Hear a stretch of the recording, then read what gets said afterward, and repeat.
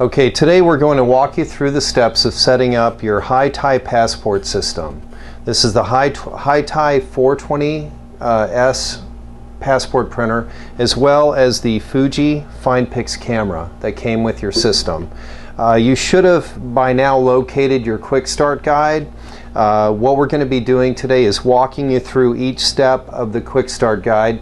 Hopefully this video will help you with a little bit more of a visual idea of what's going on in the setup as opposed to just the quick start. But the quick start does an excellent job of walking you through it, so that's what we're going to be following.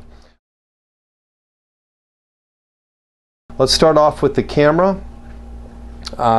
You should have located this by now and taken this out of the box, and you can see it's ready to go, except it doesn't have the batteries and memory card in it yet. So we're gonna, with the camera facing you, you're gonna flip it over. We've all done this with our own personal cameras at home at some point, but if you haven't, there is a lever that you're gonna pull down which will open the battery door. Batteries need to be oriented correctly when they go in, and there is a graphic on the back of the camera which does show you which way that they go in. You can see that that one goes down, this one goes up, this one goes up, this one goes down, and again the reminders are all stamped in the bottom of the camera. You should have also located your card. If you haven't, you will find that in your kit. There's only one way for this card to go in, and that's with the letters facing you. And we're going to insert that in this little slot right here in the camera body. We push it down till we hear a click. Very important. When you hear that click and it's secure, you're ready to close the lid. And once you're sure that lid's secure, you're ready to turn that back over, and we're ready to go to the next step. Okay, now that we've got the batteries and the storage card in place, it's time to get the camera ready, turn it on, and get it ready to shoot your first portrait or your first passport picture. One of the things that you're going to do when you turn the camera on for the first time, you're going to need to turn the camera on by pushing this button. When you do that, the screen on the back of the camera will illuminate, and it's going to ask you to basically do two things. That's to choose a language and to set the date and time. Very easy process that you will do by using these navigate buttons on the side of the menu button in the middle, and this is very clearly outlined in your quick start guide. After the date and time are set, and this again will be the only installation, or you'll only need to do that on your very first startup. It won't be something you'll do every time. But once that's done, then you're going to be ready to start shooting. The next thing you'll want to do is make sure that the camera is set to SR Auto, and so you will very gently turn the dial on the top of the camera to the indicator to SR Auto. Once it's set there, you also want to be aware of every time that you turn the camera on or you're going to shoot, you will want to monitor the LED in the back or the display in the back for any kind of a flashing icon that would indicate that the batteries are low. When there's no icon, as right now, you will not see anything about the battery, but if the battery starts to get low, you'll actually have a flashing battery indicator that will show up on the display, and at that point it's going to be letting you know that it's going to need fresh batteries. Outside of that, now that we've got this set correctly, we're all ready to shoot our first passport picture. Okay, now that we've got the camera on and we have our subject in front of the background, one of the things that we're going to need to do is to frame the subject appropriately for passport guidelines. One of the things that you'll want to do is place these crosshairs that run across the back of your camera on the subject's nose. And we're going to become acquainted with the zoom button, which is the lever that goes left to right as you push to one side or the other. And this is highlighted in your quick start guide. As we zoom in and out, we'll want to place that crosshair on the subject's nose. And you're going to want to have the subject's shoulders running across the picture frame on the bottom, and leave a little space above their head. And so when those three things are in place, you can push halfway down on the button that allows the camera to focus, and then you push all the way and that allows the camera to take its picture, and you've just taken your first passport. You're ready to go. Okay, now that we've taken our first passport picture, we're going to be ready to review the images that we've caught on here. You always want to be aware of whether or not your subject blinked or laughed or moved or what have you. And so there may be images that you just want to delete off the card or you may not want to use. Let's take an opportunity to do that. As highlighted in the Quick Start Guide, when we push this button right here, which is the review button, the images that we've stored on the card come into view on the viewfinder on the back of the camera. As I navigate left to right, I can scroll through the different images. And as I do that, it looks like this one on the left, the subject's head is back a little too far. The eyes are closed. I don't like that one as well. I'm going to push up on our navigation button here. It's going to ask me if I want to delete the frame, the selected frames, or all the frames. I just want to delete that frame. And so what I'm going to do is click OK, and that image is selected, and it's going to ask me if it's okay to erase, and I'm going to click OK again by pushing the button in the middle. Now that image is gone. The one that's left is the one that I want to use, and now I'm ready to print my passport. Okay, now that we have our passport system out of the box, we're ready to start plugging things in and getting it ready to print our first passport. One of the things that we're going to need to do is connect it to power. It's obvious where the power cord goes in the back of the system. Before you turn it on, you're also going to need to control or connect the LCD display, which we'll talk about in greater length in a moment. So it'll be obvious which way that this connector will go into proper orientation on the back of the passport system.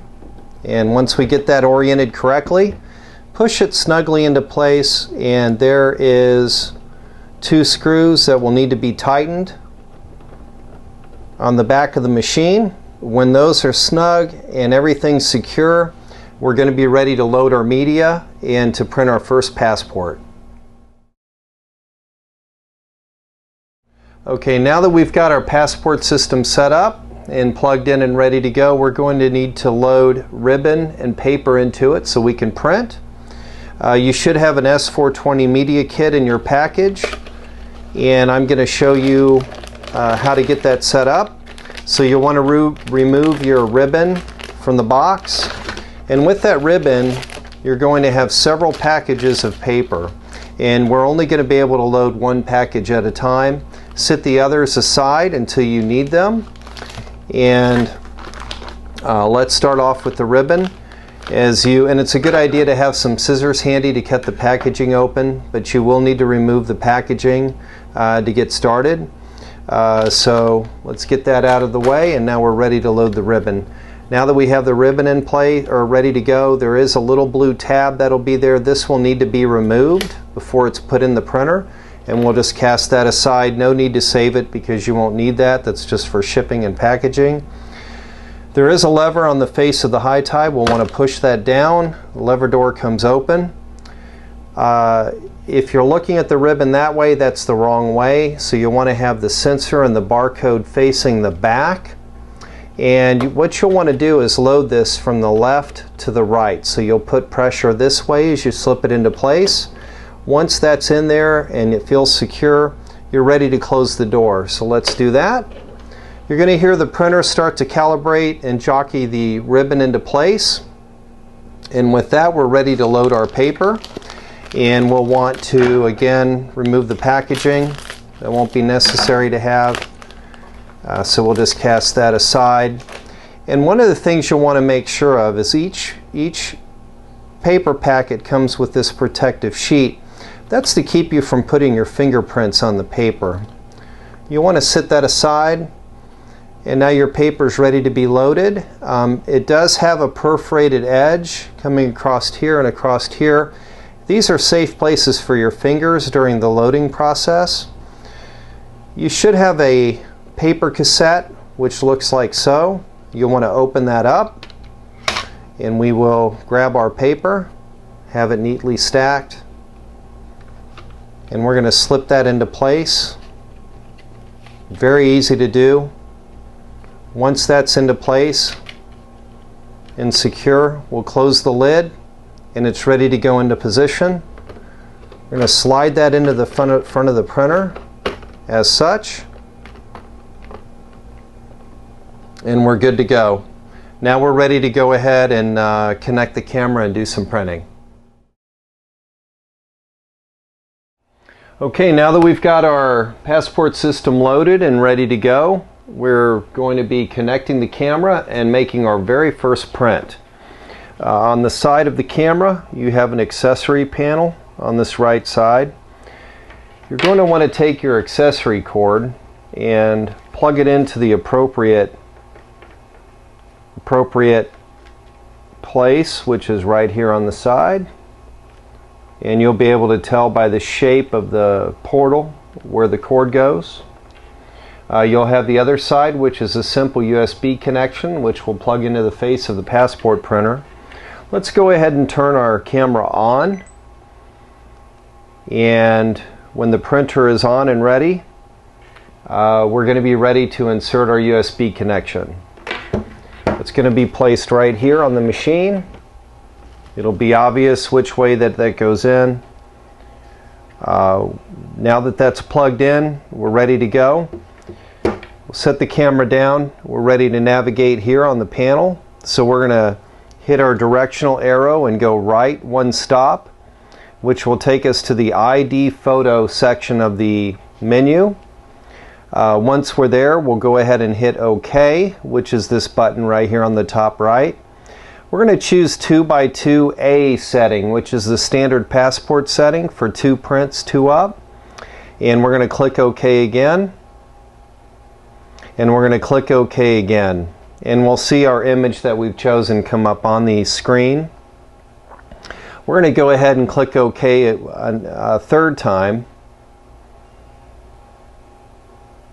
And now we're going to see we have some cropping guides. We're going to be able to do one last final edit at this point before we print. This is actually very easy to do. And what we're going to do is we're going to click on Edit, which is the button on the lower right side. And we're going to navigate with our directional arrow until we're up in the upper right corner of our menu bar and it says Move. And we'll go ahead and click OK, and that's going to allow us to move the head as we work with our positioning button here. We're going to move the head down to where it's centered. Just one final edit check. If you shot the picture correctly, chances are you won't have to mess with this, but we do want to show it to you just in case. Again, this is a very easy menu navigation to get where you need to be. Now that we see the head is moved left and right to the point where now we've centered it, we're ready to go. So we'll go ahead and click OK, and then we'll navigate back over here to the side, and you'll see there's an OK button to save the settings, and we'll go ahead and save them, and now we're ready to go. Over here we have a print button. We'll go ahead and hit that print button one time, and the machine starts going to work, and our passport picture's being printed.